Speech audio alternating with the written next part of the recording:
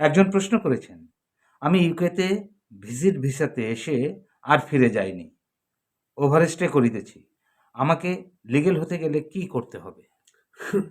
Well, আপনি already overstayer. আপনি দেশের ল ব্রিজ করে ফেলছেন।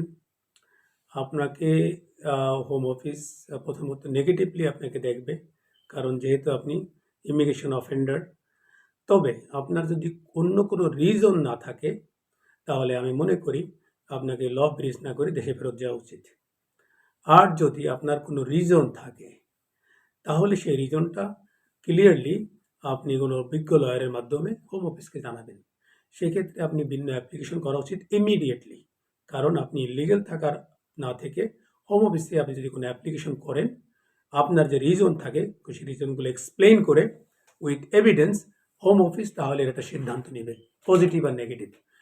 যদি আপনার এমন হয় যে আপনি দেশে গেলে আপনার লাইফ থ্রেট আছে, আপনি অ্যাসাইলাম বা হিউম্যানিটেরিয়ান প্রোটেকশন অ্যাপ্লাই করতে পারেন। যদি আপনার এখানে কোনো ফ্যামিলি ক্রিয়েট হয়ে থাকে এবং বাংলাদেশে আপনার যদি কোনো অবস্টেকল বা সিগনিফিক্যান্ট অবস্টেকল থাকে, অর্থাৎ আপনি বাংলাদেশে গিয়ে বা দেশে গিয়ে আপনি সেটেল হইতে পারবেন না, এরকম কোনো এভিডেন্স থাকে, তাহলে আপনি এখানে অ্যাপ্লাই করতে পারেন ফ্যামিলি বা প্রাইভেট লাইফ ভিসায়।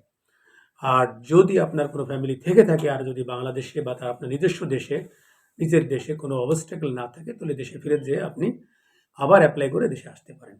তবে উচিত হবে আপনাকে ইমিডিয়েটলি কোনো লয়ারের সাথে পরামর্শ করে তড়িৎ ব্যবস্থা করা, কারণ আপনার ইলিগেল থাকাটা ঠিক হচ্ছে না। ধন্যবাদ।